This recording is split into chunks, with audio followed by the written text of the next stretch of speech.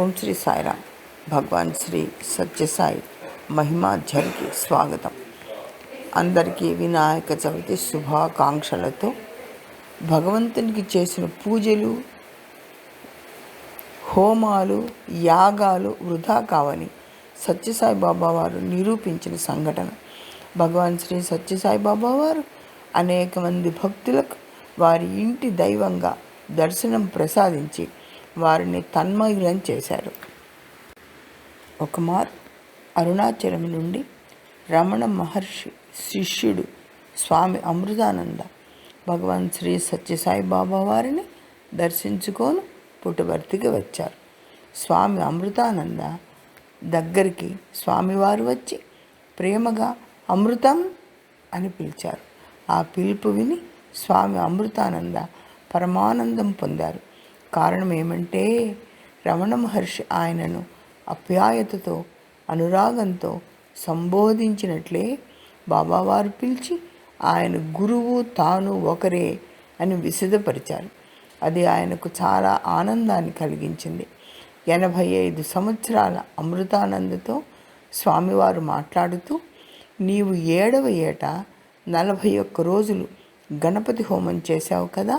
ఓం శ్రీం హ్రీం క్లీం గ్లీం గ్లాం అనే బీజాక్షరాలతో కూడిన మంత్రాన్ని రోజుకు 1000 సార్లు జపిస్తూ అగ్ని కార్యం చేశావు.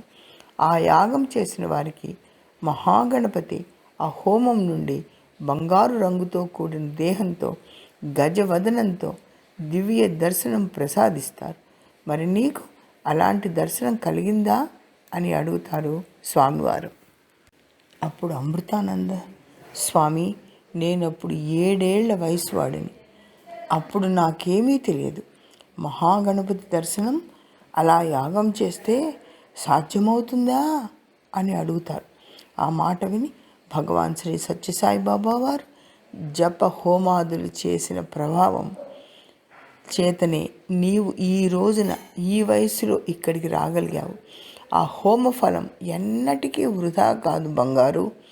నీకిప్పుడు లభింపబోతున్నది శాస్త్ర ప్రమాణాలు ఎప్పుడు వ్యర్థం కావు అంటూ అమృతానందను తన వైపు చూడమన్నారు.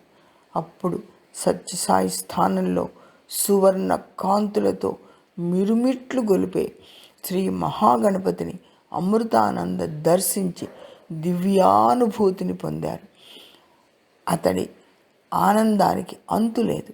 సత్యసాయి బాబా వారు సర్వదేవతాతీత స్వరూపులు కదా అనే మాట మనం నమ్మి తీరాలి.